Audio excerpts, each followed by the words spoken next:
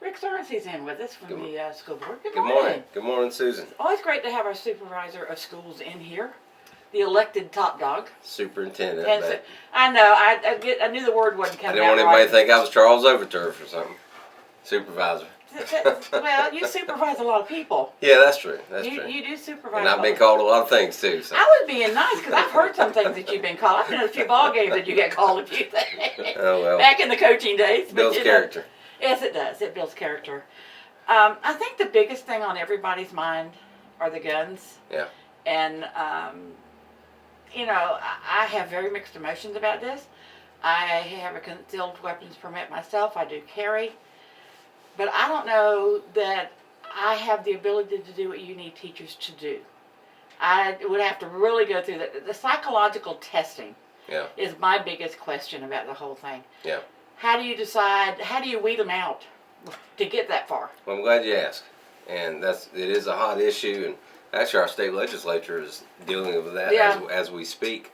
Senate passed the bill yesterday. They did get it passed then? Yeah, I think the House is looking at that today, and actually the Senate had an amendment added on to their bill about not allowing classroom teachers to be armed.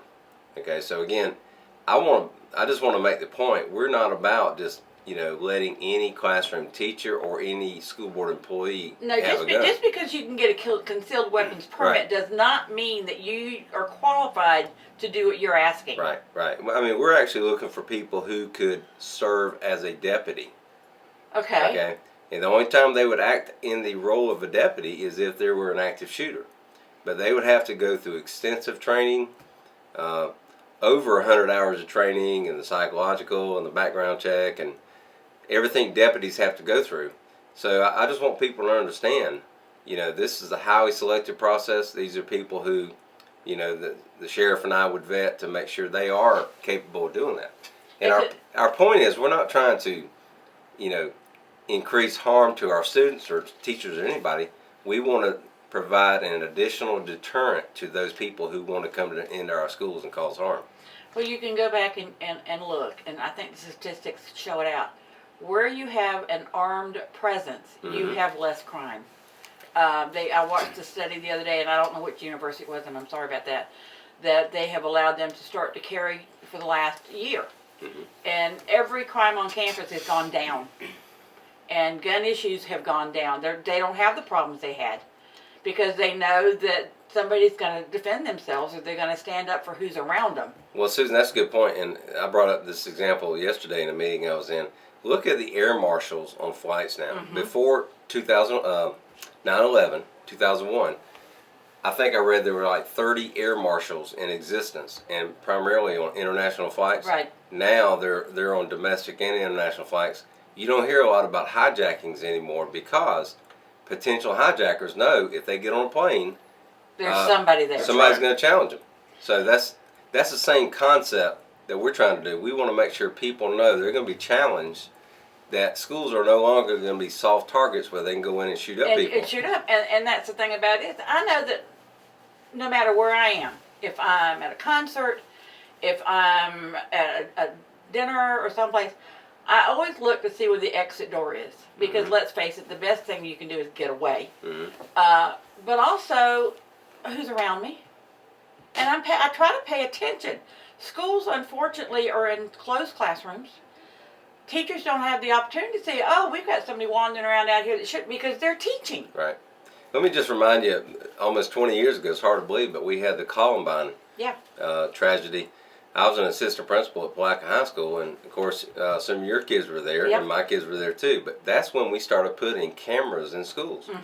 And, I'm just saying, it seems like every time there's a tragedy, we're having to add another layer. And I also think back to that time in Florida, a little bit, probably back in early 80s, late September to January, you could walk out to the parking lot and unlock any truck. Yeah. And their hunting rifles were behind their seats because they were going hunting after school. Yeah. You didn't have that kind of problem. Right. And yes, I blame a lot of this for home. Yeah. I know that there are problems in classrooms today, I don't know here, but other places, where the kids are so rude and unruly and they don't care, and they get in a teacher's face. Things that my mama, I wouldn't have gone home and faced my mama over. But that has to come from home. That's not coming from school. Well, Susan, you know, schools, and I say this 1,000 times, schools are a reflection of our society in general. Yeah. And we have issues everywhere, especially mental health issues. And, you know, children have mental health issues.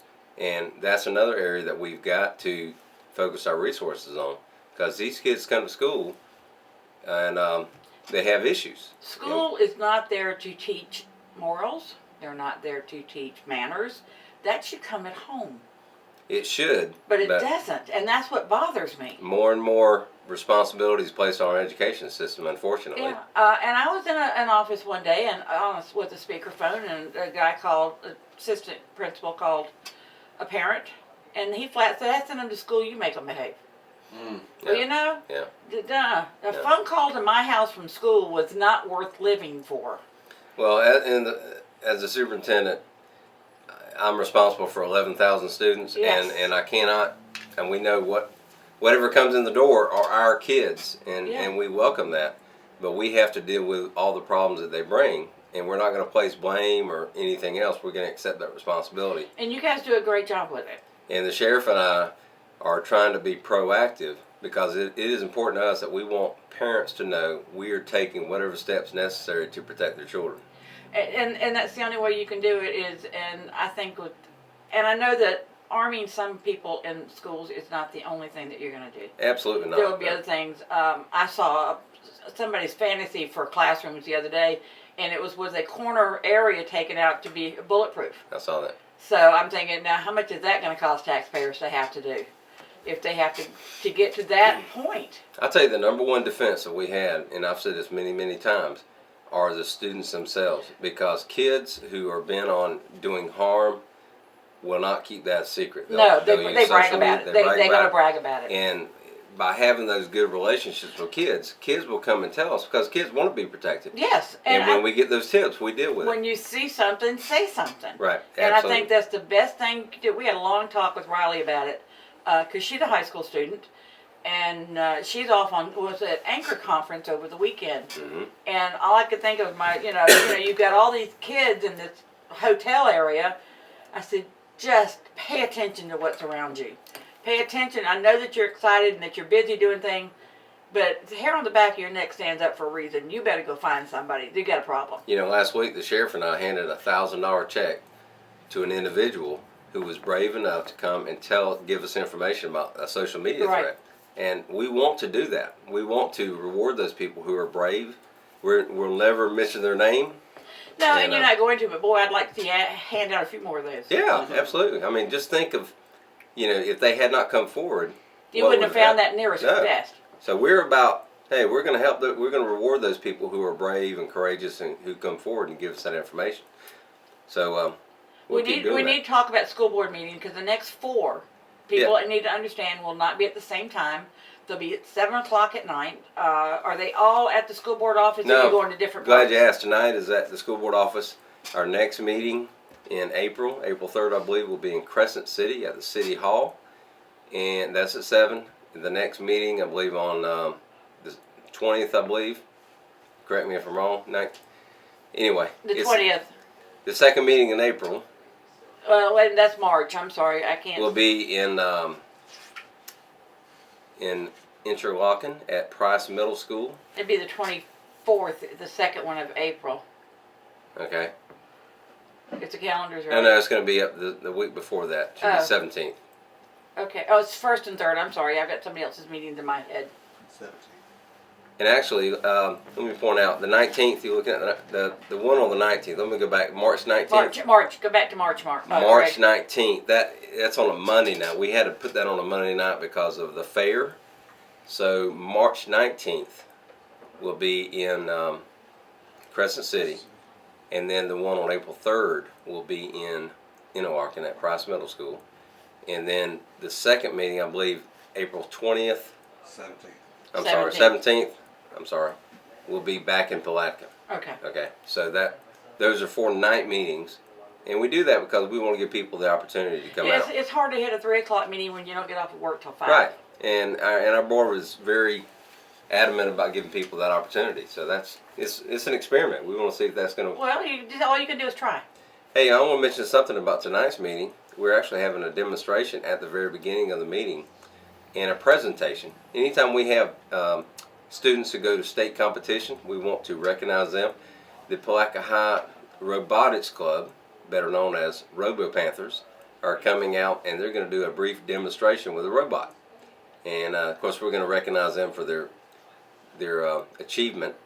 But it's going to be neat. And if you get a chance to tune in, if you're not there, we'll have a live feed. But you can actually see the robot they have built. And they actually control that thing, and it picks up blocks and moves things. And Look out, they're going after your job. hey, that's all right. They're smarter than I am, that's for sure. Those robots. Well, you that, and you've got. We had in last week the state archer, and a young lady that was Yeah. in, and I was giving the guys a hard time. A couple of guys I know that are on the team about letting the girls out shoot them. And then, of course, I think the high school took state also. Their team took state, if I'm not mistaken. But yeah, I forget exactly what. Yeah, they breaks down Yeah, a little yeah, bit the way it different. stayed, Yeah, yeah. the way it breaks down. I'm thinking of national. They'll be going to the nationals, right? So. And Tony and I have been there before, so. Yep. Yeah. You're up there with my crew. I've been there several times. That's a heck of a Buck, competition. I think Buck had more fun than Bryce did. I mean, it's amazing to see that national competition. I saw World in Orlando, and Yeah, it was me too. unbelievable. Absolutely unbelievable. But to see about 1,000 archers line up in a single line and shoot arrows at one time. All of them using the exact same equipment, Yeah. the exact same arrows, and you can see archers in every size, shape, creed, color, and sex. I mean, literally, that's what I like about archery. It looks like one of those medieval movies. It really they're all does, shooting and it's arrows. fun to watch. And when they hit, they all hit at one time. But it is quite an experience. And It is. I'm And very proud of what our students have accomplished. Those we've got kids, some really, really great kids. those at kids schools. practice like at 6:30 in the morning. Mm-hmm. It's amazing. And they do virtual tournaments, which means they don't have to spend a lot of money traveling, which Right. helps that Right. and makes it more accessible to more kids. So Very creative way to compete. it is, and I know softball season's here and baseball season's here. Yeah. So track, I think. And actually Friday we're having a track meet. And Tony, you can help me with the time. But they're having the elementary schools are competing at Palaca High School That'll be fun to watch. in a countywide track meet. So I believe that's Friday. I don't have the time, but just Check your schools. check with your schools and kids who are competing. And I know that's always a big thing. It's a fundraiser, I believe. The Palaca High Key Club, I believe, sponsors that, if I'm not mistaken. But anyway, it's a great way for kids to experiment and see. If that's what they want to do later. Yeah, just have fun competing and running and all that kind of stuff. Yeah, I just found out I have a shot put thrower in the family. Well, I hope he doesn't practice in the house. That's Andy's. It's Andy's daughter. So that gives you an idea. You just have natural athletes all throughout the house. We'll just see. We got anything else? Because I think we're about to run out of time. Yeah, we're good. Over there. We're good. Well, thanks for having me. It's always a pleasure to see you. Always good to have you in, get some good information in. And if you find out more, or we need to talk more about schools and guns and all that, please come in at any time. Yeah. And we'll do that because I want parents to feel safe and secure with their kids at school. I was fortunate. I never had to worry about my kids when they went to school, and I want It's supposed to be a safe place. I want the future parents to feel the same. And I way. appreciate you giving me the opportunity. There's a lot of misinformation, so thanks, Susan. All right, thank you. Good seeing you. See you later. Thanks for reading.